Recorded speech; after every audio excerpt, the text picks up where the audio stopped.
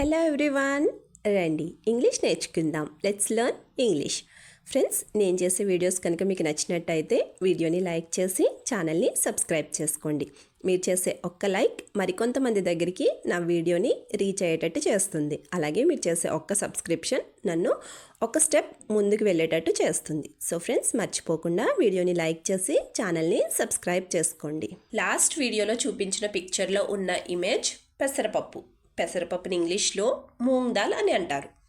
మరి ఈ వీడియోలో చూపిస్తున్న ఇమేజ్లో ఉన్నవి గాజులు ఇంగ్లీష్లో ఏమంటారో కింద కామెంట్ సెక్షన్లో కామెంట్ చేసి చెప్పండి. ఈ వీడియోలో మనం కిడ్స్ రిలేటెడ్ సెంటెన్సెస్, అంటే బాగా చిన్నపిల్లలు ఉంటారు కదా, వాళ్ళతో మాట్లాడే కొన్ని సెంటెన్సెస్ ఇంగ్లీష్లో ఎలా చెప్పాలో చూద్దాం. ఫస్ట్ వన్, చేతిలో ఏముంది చూపించు అనడానికి ఇంగ్లీష్లో show me what you have in your hand. Show me what you have in your hand అంటే చేతిలో ఏముంది చూపించు అని అర్థం. దీనికి related sentences, I feel like you have a worm in your hand. Show me once అంటే నాకేమనిపిస్తుంది అంటే నీ చేతిలో ఏదో పురుగు ఉంది, నాకు ఒకసారి చూపించు అని అర్థం. Next one, it's all very dirty so you don't put your hands in there at all. అంటే ఇట్స్ ఆల్ వెరీ డర్టీ అంటే ఇదంతా చాలా మురికిగా ఉంది, so you don't put your hand, so నువ్వు నీ చేతుల్ని అక్కడ పెట్టొద్దు. ఇదంతా చాలా మురికిగా ఉంది, సో నీ చేతుల్ని అస్సలు అక్కడ పెట్టద్దు అని అర్థం. నెక్స్ట్ వన్, వంగిపోకు సరిగ్గా కూర్చో. దీన్ని ఇంగ్లీష్లో ఎలా చెప్పాలి అంటే do not slouch and sit properly. Slouch అంటే వంగిపోకు, so do not slouch and sit properly అంటే వంగిపోకు సరిగ్గా కూర్చో అని అర్థం. దీనికి related sentences, if you sit hunched like that you will get back pain. Hunched అంటే గూను పెట్టడం అనమాట.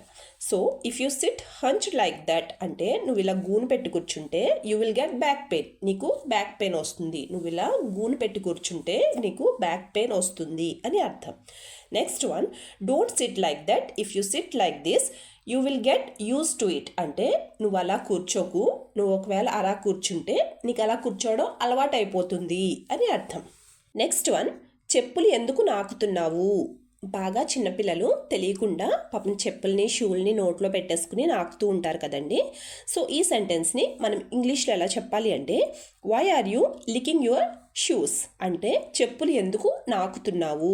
లికింగ్ అంటే నాకడం, so why are you licking your shoes అంటే చెప్పులు ఎందుకు నాకుతున్నావు.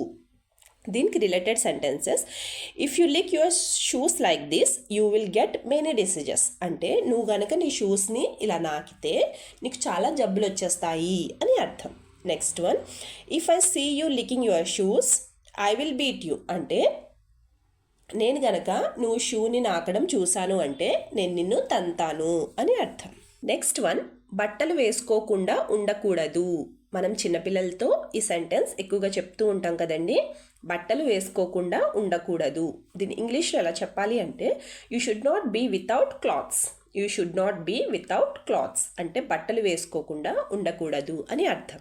దీనికి related sentences, why did you take off your dress hurry and put it on now. అంటే నువ్వు నీ బట్టల్ని ఎందుకు తీసేసావు, వెంటనే వెళ్ళి వేసుకో అని అర్థం.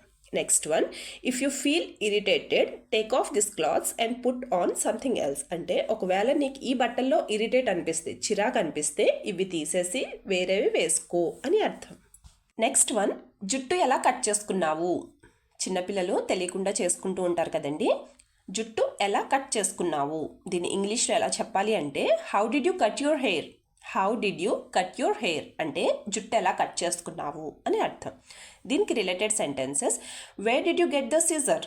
సిజర్ అంటే కత్తెర.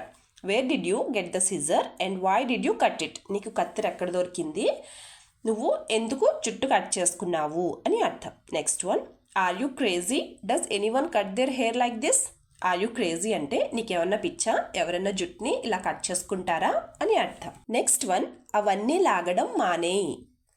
దీన్ని ఇంగ్లీష్లో ఎలా చెప్పాలి అంటే you stop pulling all them లేదా you stop dragging all them. అంటే పుల్లింగ్ అన్నా డ్రాగింగ్ అన్నా తెలుగులో లాగడం అని అర్థం. So you stop pulling all them అంటే అవన్నీ లాగడం మానేయి అని అర్థం.